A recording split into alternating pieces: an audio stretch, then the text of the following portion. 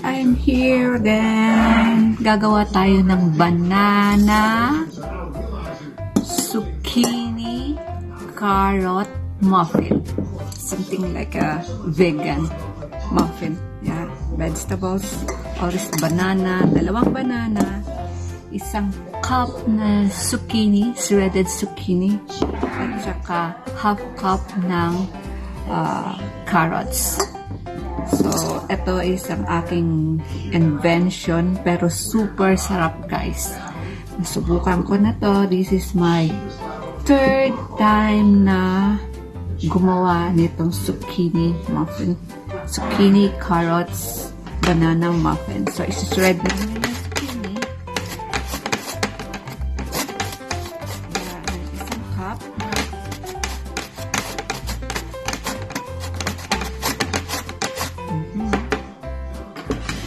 Tapos, i-measure natin. Isang cup na yan.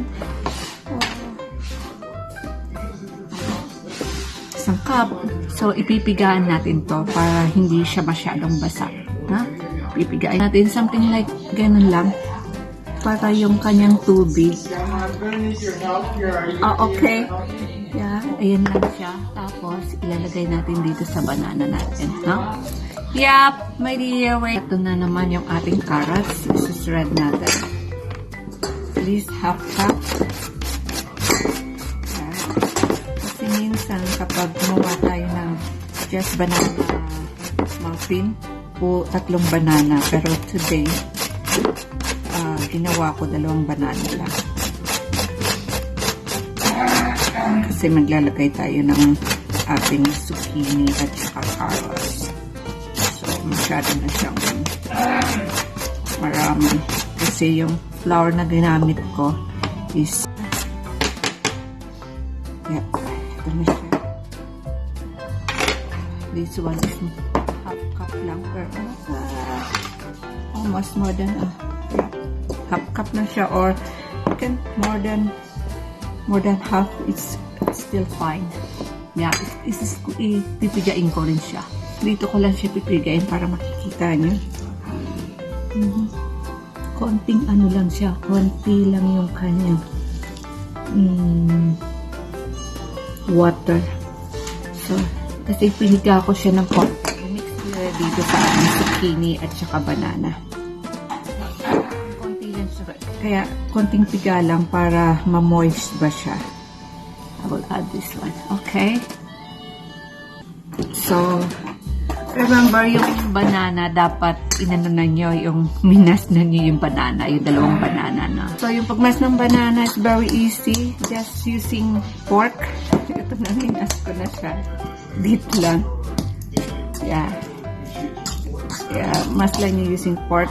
And then, ito, mix ko na siya yung zucchini, saka yung carrots. Mix mo na ninyo sila sa isang malaking pan. Yeah. Ito na siya yung tatlong ating banana, zucchini, carrots, guys. Ganyan.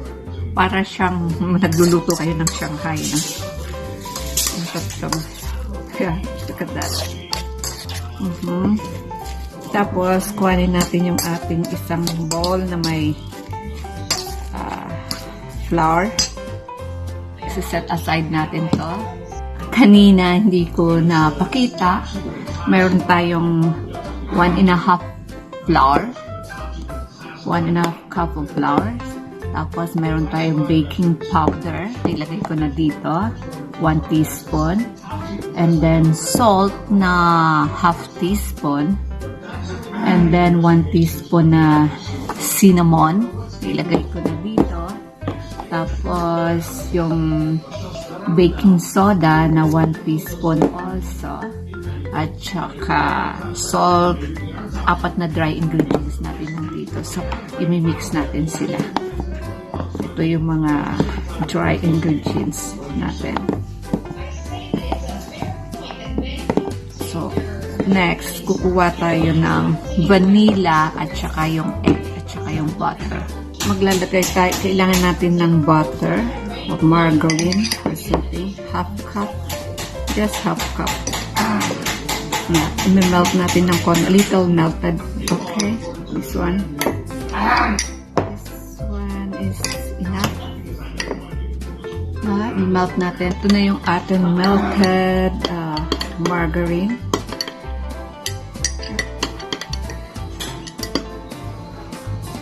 Yeah, half cup.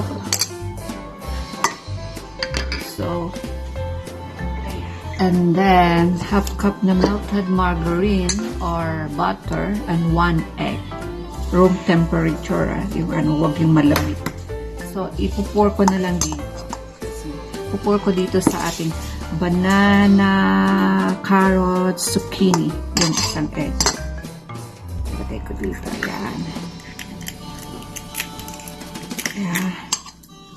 So, haluin natin siya ng konti para mag-mix. Tapos, lalagay na natin yung ating butter. Konting halo. Yeah. Yeah.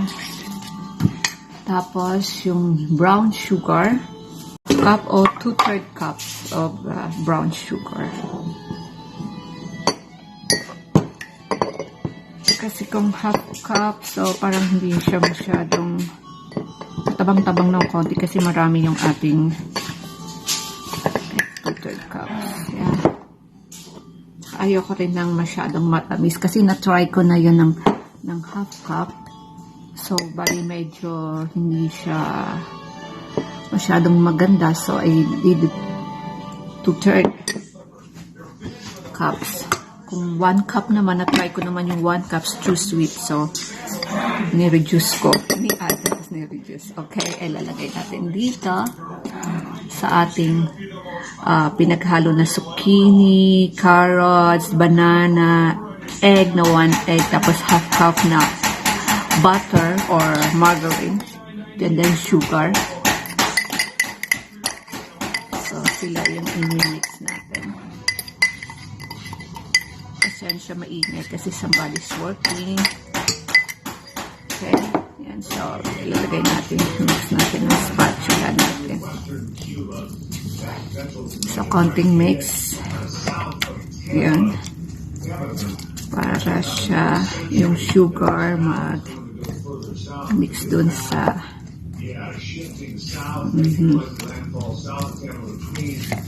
Okay. Hindi ko na ginagamitan hindi ko na binibit or electric beater or manual. So, I use just my hand. Oh, eto na yung ating set aside kanina na mga ingredients na powder ingredients. So, tuloy-tuloy lang natin. Konti-konti. Huwag na ibuhos ng isahan. Kasi mas maganda yung konti-konti lang yung mix.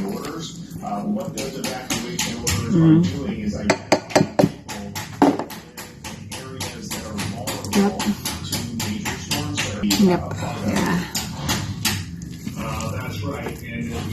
Tapos, saka ko na obserbahan nyo na nilas ko yung vanilla. 1 teaspoon lang na vanilla. I'll just put in here. Yeah. Para kasi minsan kapag masyadong basa, nire-reduce ko na yung vanilla. Yeah. At saka, nilalagyan ko ng milk ng 2 tablespoon to 2 tablespoon to 3 tablespoon. So, lalagyan ko ng 3 tablespoon. Kasi, depende. Dalawa. Kasi minsan kapag masyadong dry siya. Kasi inabitin kanina yung ating pwede fresh milk, pwede condensed milk. Yeah. Kasi inat ko yung kanina, yung ating carrots, more than half cup. So, kaya ako nag-add ng milk. Ginawa ko ng 3 tablespoon instead of 2 tablespoon. para ma-moist siya. Kasi kapag dry pangit, maganda yung moist. Yan. Yeah, it's ready na siya. Lalagay na natin sa ating molding pan. Muffin pan. I can try like this sometimes. Put my hands and yeah, perfect sweet. Yeah. Okay. So this is natin yung ating